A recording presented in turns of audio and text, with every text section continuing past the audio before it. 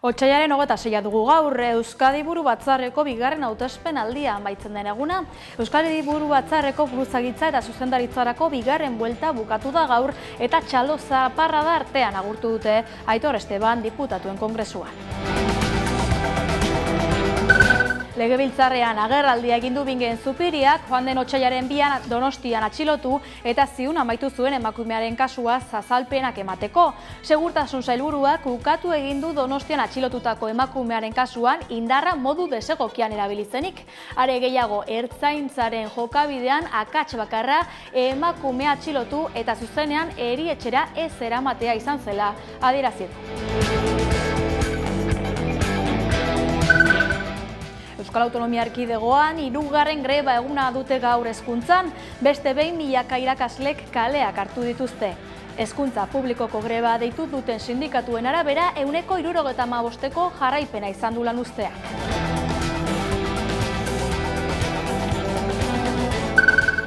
Nafarroan sortzen Euskal Eskola Publiko berriaren aldeko mugimenduak hasi du D ereduaren aldeko aurre matrikulazio kanpaina. Guztiondako euskara D eredua aukeratu leloa du aurtengo sortzenen kanpainak.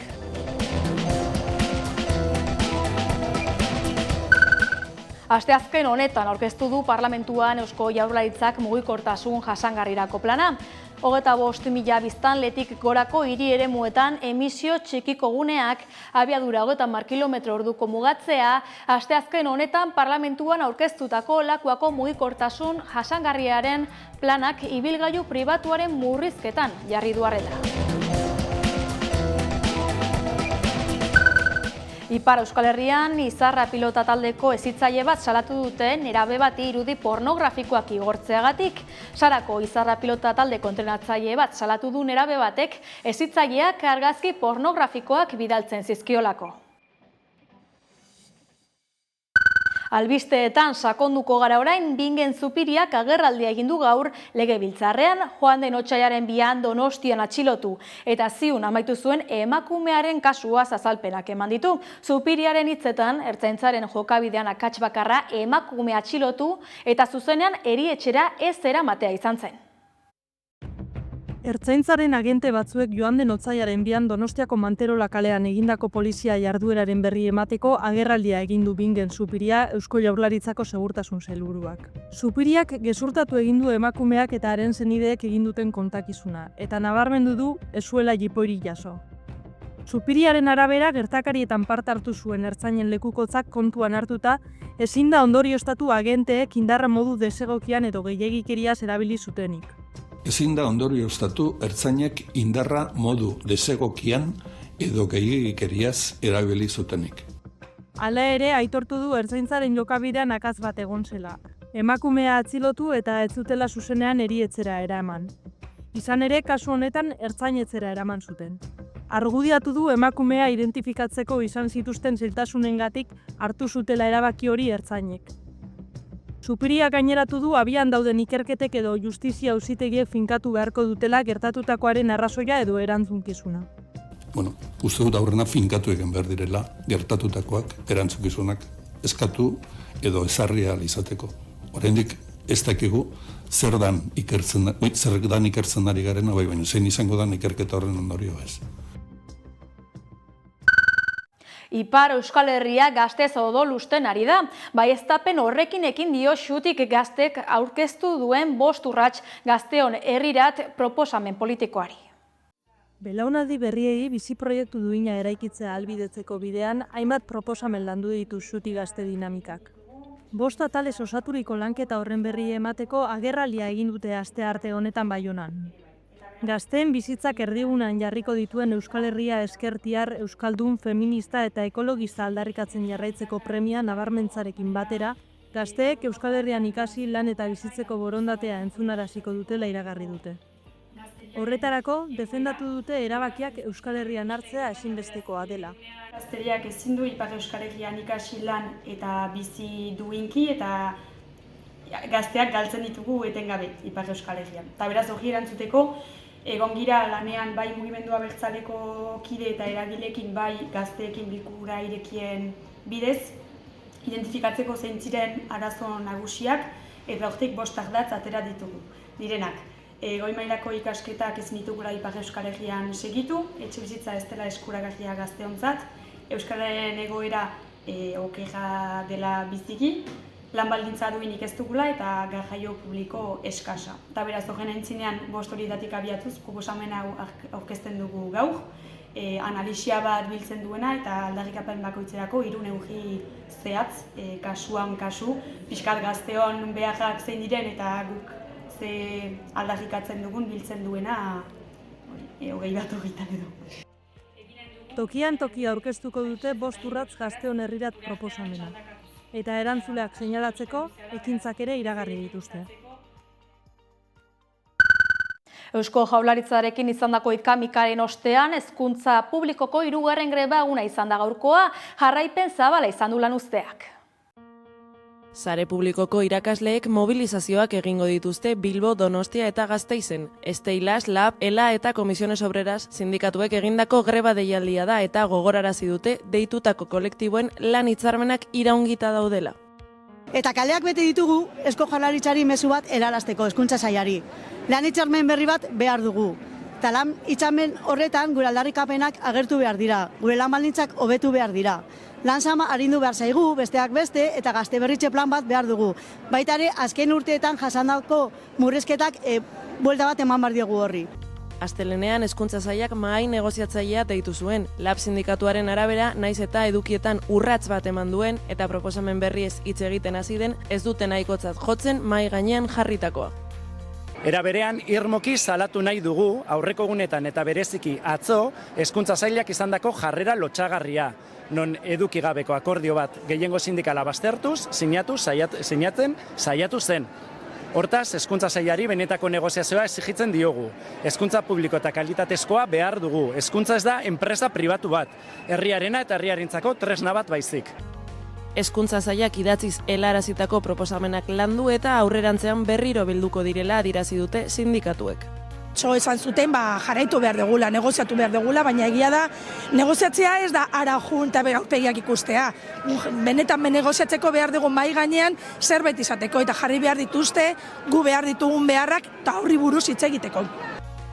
Greba deialdiak indartzeko hainbat eskolatan itxialdiak egiteko baimenak eskatu zituzten irakasleek. Hala egin zuten Gipuzkoako 5 ikastetxeetan. Hala ere, Gipuzkoako lurralde ordezkaritzak eskaera hoiei ezezkoa eman diela salatu dute. Adierazi dutenez, euren arrazoia eskatutako erabilerak ikastetxeko ohiko eskola jardueran eragin dezakeela, aurreikusitako jarduera gauzatzeko ezaugarri egokiak betetzen ez dituelako. Dena den, kontuan hartu beharra dago itxialdiak arratsaldeko 5:00 goizeko 7:00 bitarte eskatu zituztela. Azaldu dutenaren arabera, espresuki eskatu zuten itxialdia ordu hoietan egitea, eskola jarduera ez oztopatzeko. Aldiz, Diman, Plentzian eta Markinan itxialdiak aurrera eraman dituzte. Otsailaren 26 eta 27ko grebak aurrekoetan aldarrikatutako eskaerei erantzunik gabe jarraitzen dutelako abiatu dituzte. Izan ere, urtarrilaren 22 eta 23an mobilizatu ziren irakasleak, eta sindikatuek esandakoaren arabera erantzun zabala izan zuten deialdiek, 180 ingurukoa. Hezkuntza sailak berriz apalagoa izan zela jakinarazi du.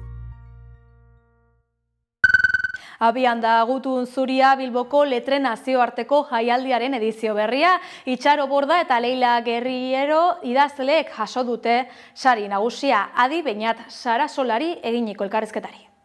Ateioka dugu Bilboko letren nazioarteko jaialdia, 18. edizio izango du Gutun Zuriak otsailaren 25an hasi eta martxoaren 21.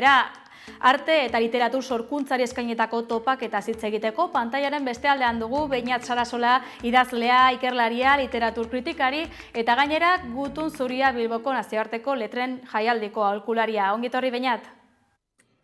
Eskerrik asko. Eskerrik asko baita zuri ere, esan bezala astebet eskaz falta da Gutun Zuriaren edizio berri hasteko, aurtengo edizioa begirada baikor eta munduari irekia proposatu duzue, kota eguzu pixka bat gehiago, Beñat? Bai, aurreko urteetan ez bezala, ez dagoela gai zentralik, ez dugu erabaki gai konkretu bat jaialdiarekin jarraitzeko, eta pixkat oraindik gehiago, aurreko edizioetan ere nahiko ireki genuen, baina oraingoan oraindik gehiago irekitzen saiatu gera jaialdia. Baina bai, espiritua edo azken urteetako ildoari jarraituz, bueno, beti saiatzen gera hitza erdigunean egon dadila eta interesatzen zaizkigun debateak, gaiak eta autoreak eta formatuak ere egon daitezen, hitzaren bueltakoak, ez bakarri literatura ertxiki, baizik eta letren mundukoak, eta pixkat, espiritu horretatik sortu dugu aurtengo edizioa baita ere. Edizio berri honi begira, bada garrantzitsua aipatzea, euskarak izango duen ardatza, ezta? Bai, esango nuke azkeneko urteetan ardatz hori indartu dela, zorionez, eta bai, esango nuke buruz ari naiz, baina egunero, edo ia egunero izango dugula aukerarik, euskal autoreren bat, entzuteko, kasu batzuetan beste euskal autore batzuekin solasaldian, baina baita nazioarteko beste autore batzuekin ere hizketan, eta beraz, gure asmoa beti izan da euskal autoreak egon daitezen, beste autoreak bezalaxe, zentzu hortan, baina bere protagonismoarekin, noski, Euskal Herrian bai kaude, eta euskara baita hemengo hizkuntza propioa eta literatura propioa, eta beraz, hortik abiatuta, aurten ere, euskerak esango nuke eta euskal literaturak bere presentzia nabarmena duela. Euskal autoreak aipatuta, Itxaro Borda eta Leila Gerrillero idazleak sarituko dituzue jaialdiaren irekieran, zer dela eta erabaki hau, konta iguzu? Nik uste biak ere idazle oso entzutetsua direla, ez? Alde batetik Leila Gerrillero Argentinako idazle handienetako dela gaur egun esango nuke, eta nazioartean referente bat, esango nuke bereziki literatura eta kazetaritzaren bidegurutzean idatzten duela, eta idatzi izan duela, eta hor egin duela ekarpena, eta esan bezala gaur egun oso idazle estimatua dela. Eta bestetik Itxaro Bordaren kasuan, uste euskal literaturara gai, forma eta hizkera berriak ekarri izan dituela, eta alderretatik azken hamarkadetako idazle handienetako bat dela zalantzarik ez dago, eta beraz nik uste biek ere merezimendu nahikoak egin dituztela sari hau jasotzeko. Sariez gain, zer gehiago antolatu duzu otsailaren 25-etik martxoaren batera? Normalean jaialdian nolabait erdigunean egoten direnak izaten dira solasaldiak, ezta? Bai Bastidadetoan eta bai auditorian egoten diren solasaldiak, eta hor denetari dugu urtero bezala, lehen esan bezala euskerazko autoreak, nazioartekoak, eta batzutan elkar loturik ere bai, baina hortaz aparte bestelako formatuak ere badaude, ez? Ezagun irakurketa performatiboak, tailerrak ere antolatu ditugu, eta gero baitaren nabarmenduko nuke iaz lehenengo aldiz egin genuen, eta horten bigarren urte izango da, Gutun Zuria Pro izeneko jardunaldiak, 2 egunez goizetan egingo direnak, eta horiek dira gehiago, sektoreko eragileekin antolatzen diren horrelako enkontruak, batez ere argitaletxeak, autoreak, ilustratzaileak, dendak, banatzaileak, eta bakoitzak bere problematikak komentatuz eta eztabaidatuz egiten direnak. Eta solasaldiei begira, zenbat egile mintzatuko dira aurtengo Gutun Zurian? Egia esan buruz ez dakit zenbat izango diren, baina mordoska bat badira. Ez dakit 30-40 bueltan izango dira, seguru aski. Eta ez dakit zaila da bat edo beste nabarmentzea, baina adibidez euskarazkoen kasuan bai gustatuko litzaidak aipatzea, Itxaro Bordaz gain, saritua dena, Joseba Sarrinaindia izango dugula lehengo aldiz jaialdian, denok dakigu orain gutxi arte ezin izan dela gurekin egon, eta beraz aurten izango da lehengo aldia Gutun Zurian Joseba Sarrinaindia egongo dela, eta beraz, uste hori ere azpimarratzeko dela, Oianea Mantegirekin izango du solasaldia, eta kasu horretan gaia edo izango da espazio literarioen inguruan adituko dira, edo hori izango da abia puntua. Eta hortik aparte, esan bezala askotarikoak, Leila Gerrillero izango dugu Rodrigo Fresanekin lehengo egunean, aste artean, eta tartean denetarik. Aipatutakoa kontuan izanik, zalantzan dagoenari zer esango zenioke, bertaratu nahi duenari zer esango zenioke? Autore batzuk nahiz eta ez ezagutu, edo agian ez oso ezagunak izan irakurle batzuentzat, beti aurkituko dutela zerbait berezia, nolabait saiatzen gara autoreak elkar lotzen eta pixkat gai komunak edo begirada komunak izan ditzakenak elkar lotzen, eta solasaldi gehienak izaten direla lehenengo aldia bi autore horiek behintzat formatu horretan edo kontestu horretan hitz egiten dutenak, eta alde horretatik ere uste nabarmentzekoa da, esate baterako, Miren Amuriza jende asko ezagutuko du, eta Lizar Begoña idazlea gaian ezain beste, baina baita ere idazle azken urteetan lan nabarmenak argitaratu dituztenak, baina biak elkarrekin ez dakit askotan ikusteko aukera izan den, eta beraz, horrelatarako aukera dagoela, eta beraz, aukera bakanak direnak, aprobetxatzeko modukoak esango nuke. Bertan izango gara behinat, gogoan izan, otsailaren 25-tik martxoaren batera, hitza saiakera, edizioa, antropologia, soziologia, filosofia, kazetaritza, ikerketa, arte bisualak eta zuzeneko arteak lantzen dituzten egileen topagunea ospatuko dela Bilbon. Mila esker, behinat. Zuei eskerrik asko, ondo izan.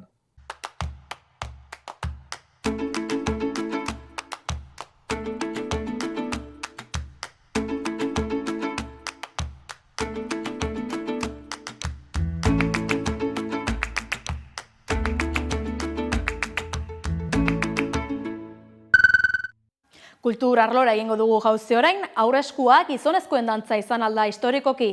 Tradizioan emakumeek dantzatu aldute aurreskurik. Oier, Araolazarekin egin du hitzordua Hamaika Telebistak Eibarren gaia jorratzeko asmoz.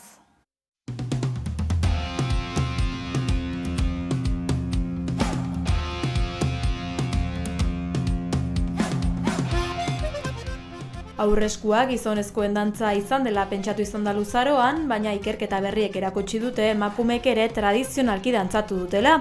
Genero identitatea euskal dantza tradizionalaren eraikuntzan liburua argitaratu du Oier Araolaza dantzariak. Eibarko kezka dantza taldean eta Donostiako argia dantzari taldean aritzen da dantzari. Dantzan elkartearen eta dantzan.eus webgunearen sortzailea eta editorea da. Oier Araolazarekin egin du hitzordua Hamaika Telebistak Eibarren dantzan elkartearen bulegoan. Dantza gauza asko izan daitezke, baina niretzat personalki komunikazio modu bat dela esango nuke. Oso oinarrizkoa, gorputzetik abiatzen dena eta gorputzaren bidez munduan egoteko modu bat eskaintzen diguna. Plazerrez eta gozamenez, gorputzarekiko harreman hori oso gozagarria delako. Eta gainera lagunekin eta beste batzuekin ere partekatzeko aukera ematen dugu.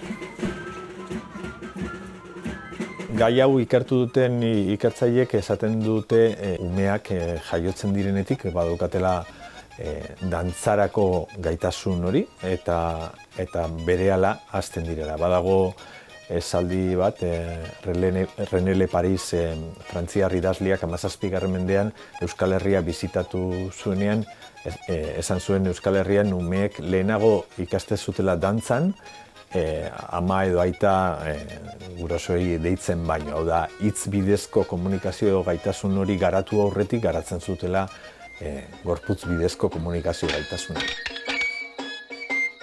Dantza oso lotuta dago identitateekin, nola laguntzen digulako talde identitateak, baita norbanakoenak ere bai, baina baita talde identitateak ere eraikitzen.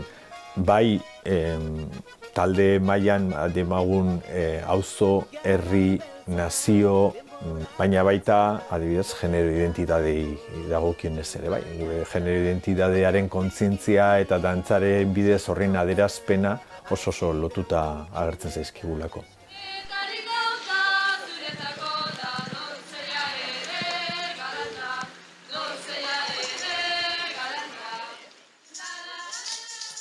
Gertatuko dena da, 19. mende bukaeran eta 20. mende hasieran mundu mailan gertatuko diren genero ikuspegien eraldaketa hori gizarteratzeko dantza tresna oso eraginkorra bihurtuko dela. Neurri batean esango genuke inkonsienteki, baina finean emaitza berdinarekin eta da genero bereizketa oso biologizatu bat hasiko da zabaltzen gizartean, mendebaldeko gizarteetan, eta dantza bihurtuko da oso tresna eraginkorra, gizon eta emakumeak desberdin omen garela, pentsarazi nahi zuen ikuspegi hori errotzeko gizartean eta dantzaren bidez hori barneratzeko gizarte osoak. momentu berezi bat izango da, daukagun dantzen ikuspegia erabat aldatuko duena, baina ez bakarrik dantzena, baizik eta gizartearena eta genero kategoriena. Batetik dantza ikusgarrienak edo sor zezaketenak eragina handiena ikusleengan, horiek identifikatuko dira gizonezkoen dantza bezala, beraz protagonismoa eta esan digun agerraldia handien erdigunea gizonezkoen esku geratuko da, eta boterearen jerarkia horretan goiko mailetan geratuko direnak. Eta emakumeen dantzeri utziko zaizkie bigarren edo hirugarren mailako dantzak egiten, edo behintzat ez direnak hain ikusgarri edo hain garrantzitsutzat jotzen, haiek egotziko zaizkie. Are gehiago batzuetan ere aipatuko da, dantza batzuk espaldin badira oso ikusgarriak, eta horretaz zinta dantzari buruz zerbait ere esaten da, egokiagoa iritziko zaie emakumek egiteko, gizonezkoek egiteko baino, gizonentzat zerbait garrantzitsu egitea ondo legokelako, baina hain ikusgarria ez den zerbait ez litzatekelako egokitzat joko.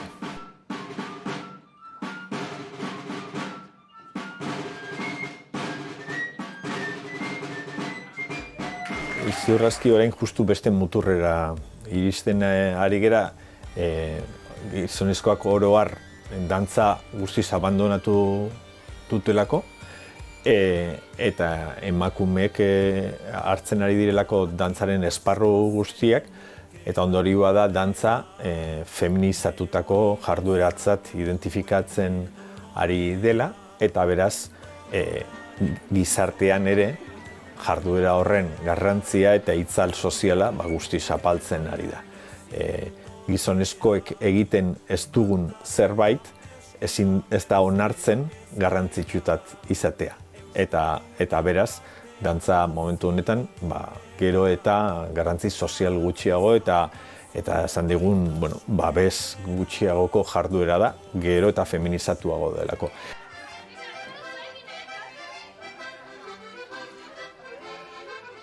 Gero eta goizago hasten dira umeak adierazten beraien genero identitatearekiko kontzientzia, zer egosten diegun gizarte bezala, zer izan behar diren mutikoak edo neskak, eta horren kontzientzia hartu ala, beraien jardu moduekin hasten dira hori adierazten eta azaleratzen. Oindala gutxira arte, ari ginen ikusten 4-5 urtekin hasten zirela hori nabarmentzen, eta justu asteburu honetan zenbait gurasokin hizketan esaten ziguten haien seme-alabak 3-4 urterekin dantzarekin oso gertuko kontestuetan hasi diren umeak, gurasoak dantzariak direlako eta umetatik ezagutu dutelako dantzaren mundua, baina mutilen kasuan 3-4 urtekin ja hasita daude adierazten ez dutela dantza egin nahi, hori mutilen jarduera ez delako konsideratzen, baizik eta nesken jardueratzat konsideratzen dutelako. Nik mutilazioa deitzen diodan gertaera horri, eta da mutilazioa da mutil bihurtzea, baina aldi berean mutilazioa daukan zentzua eta da zerbait gure gorputzetik zerbait erauztea, kentzea, ezabatzea. Eta dantza gure gorputzetik kentzea mutilatzea da. Eta orduan bi zentzuetan funtzionatzen ari den gertaera larria da.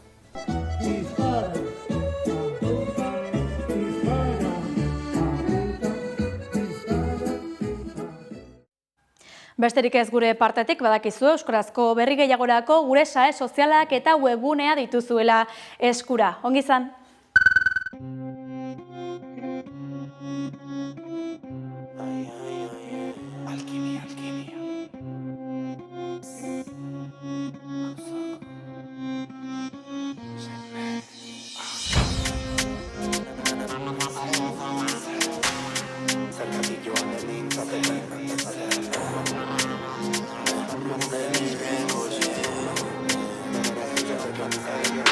Beti nahiago izan dut begiak itxilekura iritsi autu oro irekita Igerika, aurkako norantzan, baina zalantzak igerrita Bizizaren aritmetikan, zertan nintzen arimetrikan Biari teknikan, horratzak begitan, egitan Aberatxan nahi miseritan, nun zauden, zukauta, isildu, ala zaunka Errekak bere indarra daukagu zubien alde korrontearen aurka Egonak gira zaibidetzen alasai gure bidearen jabe Ta ikusten dut orai helmugara heldu nahi dute bidea egin gabe Uste izan dut parean, nola ez zauden zuparnean Zangoak errendu arean, urak eraman du marean Hene sukaldean, errez eta gau ez eta subarean Amez gehien egiten ditut lo egiten ez dudanean Jokoan diktatik, hitza hitz eta bita-bit Bitatik hartuz laguna orain nahi duzuna erranigatik Kea birikatik, bakea kritikatik, tartea irrikatik Gauza handiak ateraz, eskuta jesu txikitatik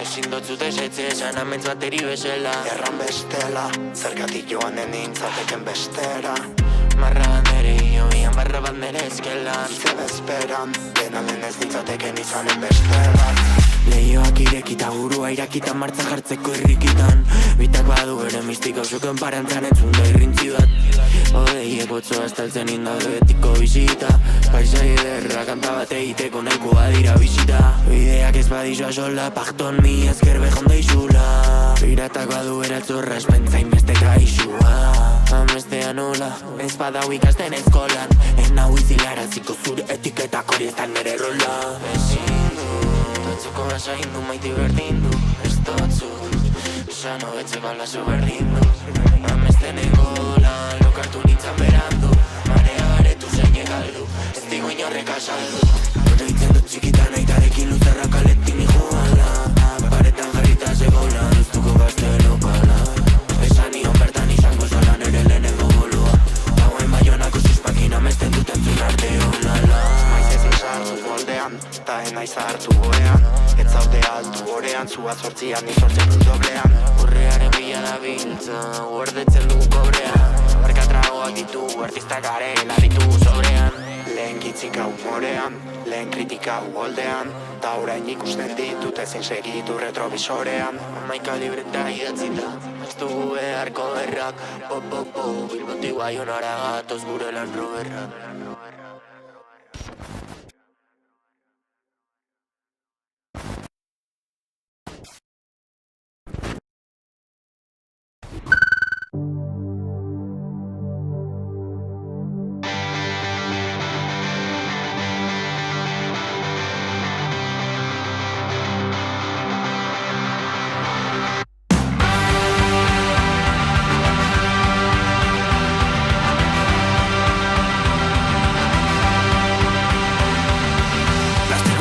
Basamortu baten zulo denak nekez ureztatzen dituztenak ez dira jabetzen ez dagola denbora nahikoa ta orain berriz argia piztu da goasi bat nahiaren isla da ikurdenek badute zentzua baina ez dakit nora hostia noan